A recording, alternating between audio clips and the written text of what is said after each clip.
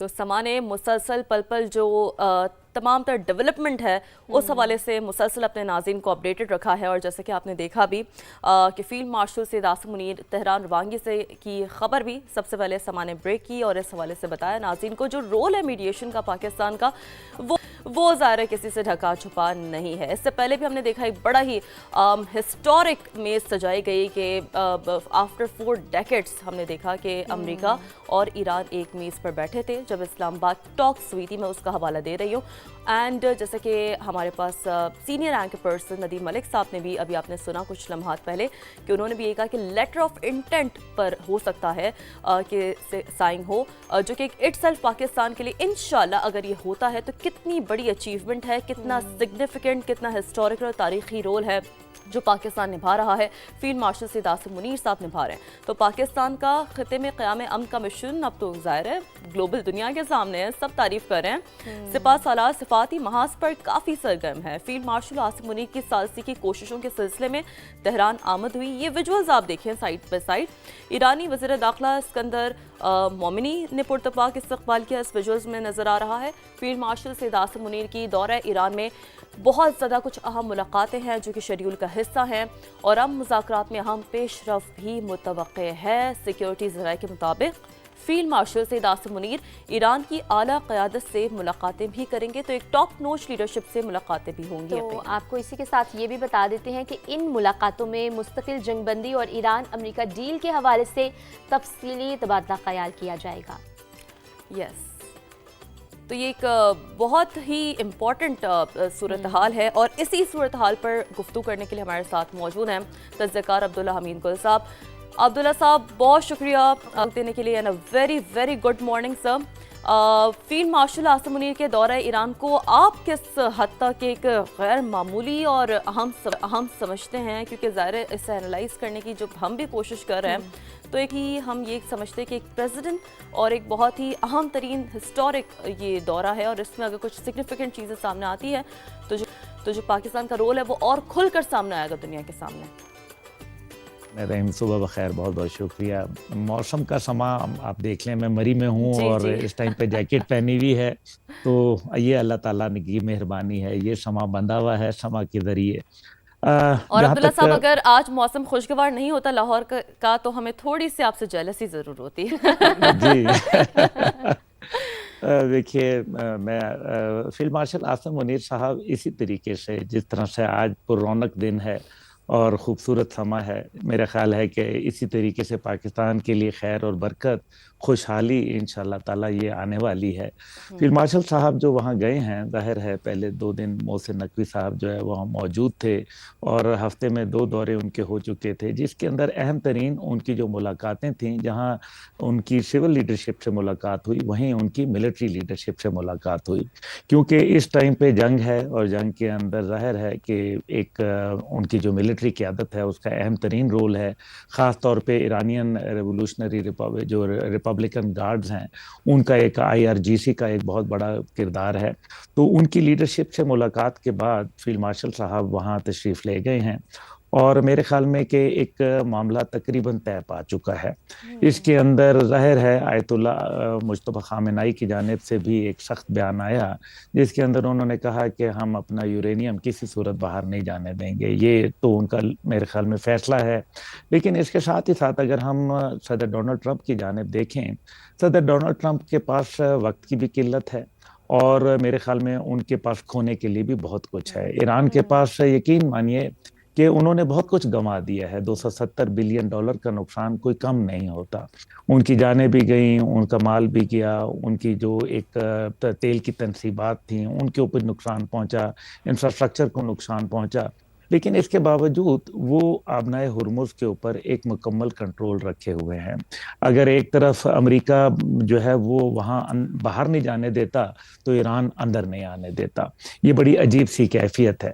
لیکن اس سب کے اندر ہم یہ بھی دیکھتے ہیں کہ امریکہ زیادہ تر یہ دھمکی دے رہا ہے، میرے خیال میں جس طرح سے ماضی میں پاکستان نے یہ پریمپٹ کیا کہ جب تہذیب سے مٹانے کی بات کی تو پاکستان کے وزیر اعظم صاحب نے موقع کو سمجھتے ہوئے ایک میرے خیال میں ایکسکیوز پیدا کیا، اور ڈونلڈ ٹرمپ صاحب نے اس کو جو میں سمجھتا ہوں بڑے اچھے طریقے سے پاکستان کے ٹویٹ کو مقدم جانا اور سیز فائر 7 اپریل کو کر دیا. بالکل 7 اپریل عبداللہ کو حمید گل صاحب، بالکل سیز فائر ہوا، پوری دنیا نے دیکھا کہ پاکستان کی ثالثی کا کردار کس طرح سے ابھر کر سامنے آئے، لیکن جب بھی کوئی اچھا کام کرتا ہے تو ڈیفینیٹلی اس کو چیلنجز کا سامنا کرنا پڑتا ہے. پاکستان بھی اب بہت اچھا کردار ادا کر رہا، پوری دنیا دیکھ رہی ہے. تو پاکستان کے لیے سب سے بڑا سفارتی چیلنج ایک تو آپ کیا دیکھتے ہیں، اور دوسرا ایران اور امریکہ میں معاہدے کے لیے پاکستان کی سفارتی کوششوں کو آپ خطے میں ایک نئی اسٹریٹجک حیثیت کی علامت سمجھتے ہیں؟ دیکھیں، علامت تو بن چکا. پاکستان ایک نیا طاقت کے طور پر ابھر کے آیا. اب دنیا اس کو مڈل پاور کے طور پر دیکھ رہی ہے، لیکن میں سمجھتا ہوں یہ مڈل پاور نہیں بلکہ عالم اسلام کی واحد سپر پاور ہے. اور آپ کو اور ہمیں یہ فخر ہے کہ پاکستان وہ واحد ملک ہے جس کا ایک فوجی بیس ادر دین پاکستان بھی موجود ہے، یعنی کہ سعودی عرب میں. آج کی خوشخبری یہ ہے کہ کویت اور سعودی عرب نے یہ فیصلہ کیا ہے کہ وہ اب اپنے آئل ریزروز پاکستان کے اندر ایک بڑی تعداد کے اندر رکھیں گے، جس سے پاکستان کے معاملات کو بہت بہتر ہو سکتے ہیں. یہ ایک خوشخبری کی بات ہے الحمدللہ. اس کے اب آپ کو جہاں اسٹریٹجک فائدے آ رہے تھے وہیں اب آپ کو انشاءاللہ معاشی فائدے آنا شروع ہو جائیں گے. جہاں تک آپ نے بات کی کہ چیلنجز کے، دیکھیں چیلنجز ہوتے ہیں. آپ نے دیکھا نہیں کہ نیتن یاہو کو کتنی تکلیف ہوئی ہے. وہ یہ کہہ رہے ہیں کہ پاکستان کی سفارت کی وجہ سے امریکہ اور اسرائیل کے درمیان رکھنا پڑ چکا ہے. یہ پاکستان کی سفارت کاری کی میرے خیال میں ایک عظیم مثال موجود ہے. اسی طریقے سے بھارت کو جو ہے وہ تکلیف ہو رہی ہے. جس طریقے سے راجناتھ سنگھ نے پاکستان کے حوالے سے باتیں کہی ہیں، اس سے تو ان کی نروسنس جو ہے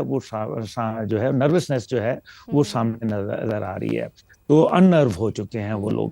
اس کا مطلب بڑا وضاحت سے ہے کہ پاکستان کے لیے چیلنجز جو جہاں تک ہیں وہ سفارتی سطح کے اوپر یقیناً یہ ایک چیلنج ہے. لیکن اور اور ماشاءاللہ عبداللہ صاحب ہم دیکھ رہے ہیں کہ چیلنجز ہیں، اپارچونٹیز بھی اس سے زیادہ ہیں. جیسے کہ آئل ریزروز کا اپنی گفتگو میں آپ نے خود ذکر کیا. میں چاہوں گی تھوڑا مفصل انداز میں آپ اس حوالے سے بات کر سکیں کہ دیکھیں سیکیورٹی ڈپلومسی میں تو ظاہر ہے پاکستان اس وقت سر فہرست ہے، کامیابی بھی سمیٹ رہا ہے، لیکن اس کے اور ہم دیکھیں گے آگے چل کے کہ معاشی طور پر اور سیاسی لحاظ سے کیا اثرات آئیں گے، کیا سگنیفیکنٹ فیکٹرز ہیں جو ہم اچیو کر سکتے ہیں، کیونکہ ظاہر ہے اکانومک اسٹرینتھن ہونا بھی ایک بہت اہم ترین فیکٹر تو ہے نا. دیکھیں اکانومی کا جہاں تک تعلق ہے یہ چند چیزوں پہ ڈیپینڈنٹ ہوتی ہے. پہلی بات یہ ہے کہ آپ کا محل و وقوع کیا ہے، دوسری بات یہ ہے کہ آپ کے پاس ریسورسز کیا ہیں، اور تیسری بات یہ ہے کہ آپ کے پاس ہیومن ریسورسز کیا ہیں. آئیے اس پہ ذرا نگاہ ڈال لیتے ہیں. اگر ایک طرف سینٹرل ایشیا کے 80% تقریباً دنیا میں جو نیچرل ریسورسز ہیں وہ سینٹرل ایشیا میں موجود ہیں، پاکستان اس کے بارڈر کے اوپر بیٹھا ہوا ہے. دوسری جانب جو ہے وہ گلف کے ریسورسز ہیں، آئل اور گیس کے، جو پاکستان کے بارڈر کے ساتھ لگ رہے ہیں. تیسری جانب جو ہے ساؤتھ ایسٹ ایشیا کے ہیومن ریسورسز ہیں، اور خود پاکستان میں 68.4% تقریباً الحمدللہ ایک نوجوان نسل ہے جس کو جین زی کہا جاتا ہے، اور ان کے لیے مواقع ہی مواقع ہیں. اب اور اگر پاکستان کے معدنیات کی بات کر لی جائے تو $6 ٹریلین کے ہمارے پاس صرف سندھ اور بلوچستان کے اندر معدنیات موجود ہیں. تو یہ آپ دیکھ لیجئے کہ ہم کہاں کھڑے ہیں. اچھا، پھر جو ہماری سیکیورٹی شیلڈ ہے وہ اتنی مضبوط ہے کہ ہم ایک نیوکلیئر پاور ہیں، بڑی ذمہ دار نیوکلیئر پاور ہیں. اور پھر اب جو ڈپلومسی کے اندر کامیابیاں ہیں، اب اس کو میرے خیال میں ہارویسٹ کرنے کا ٹائم آ چکا ہے. اب آپ دیکھیں کہ کیسے یہ ان ساری چیزوں کو آپس میں بلینڈ کیسے کرنا ہے. بلینڈ ایسے کرنا ہے کہ پاکستان نے سیفٹی اور سیکیورٹی انشور کرنی ہے. جو سی پیک ہے اور بیلٹ اینڈ روڈ انیشیٹو ہے اس کے لیے ایک انوائرمنٹ کریٹ کرنی ہے سیفٹی اینڈ سیکیورٹی کی، جس کے نتیجے کے اندر ہمارا جو بارڈرز ہیں اور خاص طور پہ ہمارے جو پورٹ ہیں، چاہے وہ گوادر ہے یا کراچی ہے، وہ انشاءاللہ تعالیٰ اپنے بلاسم کے اوپر ہوں گے، جس سے پاکستان کا جو معاشی پہیہ ہے وہ ایک مضبوطی سے چلنا شروع ہو جائے گا. دوسری امپورٹنٹ اس کے اندر بات جو ہے وہ آپ اگر دیکھیں کہ جہاں ہمارے تقریباً 6 اور ایسے ممالک ہیں جن میں سے ایک نان عرب ملک ہے جو پاکستان کے ساتھ سعودی عرب کی طرز کے اوپر دفاعی معاہدہ کرنا چاہتے ہیں. امریکہ نے دنیا کے اندر اپنے بیسز جہاں جہاں بنائے وہاں کی معیشت کو گھسیٹ کے اپنے ملک میں لے آیا. تو پاکستان میں جہاں اب یہ تمام انگریڈینٹس جن کا میں نے ذکر کیا، یعنی کہ آپ کے پاس ہیومن ریسورسز ہیں، نیچرل ریسورسز ہیں، آپ کے پاس बॉर्डर है, आपके दुरुस्त पास बात डीप है। सी पोर्ट हैं। अब आप मुझे बताएं आपको कौन रोकने के लिए तैयारी? अच्छा हाँ। ये चलें, आप इसको छोड़ दें, जी माजी के अंदर चलते हैं। माजी जी। के झरोकों में जाएं तो पता चलता है कि हम पाकिस्तान टूट भी गया था, लेकिन आप एशियन इकोनॉमिक टाइगर थे। बिल्कुल। आपकी इकोनॉमी जो थी वो साउथ कोरिया से, चाइना से, जी। इंडिया से और जापान से बेहतर थी, यू नो दुरुस्त दैट। बात है। और ये आपका जो ग्रोथ रेट था तकरीबन 6.4% तक जो है आगे भी 1991 तक चलता रहा।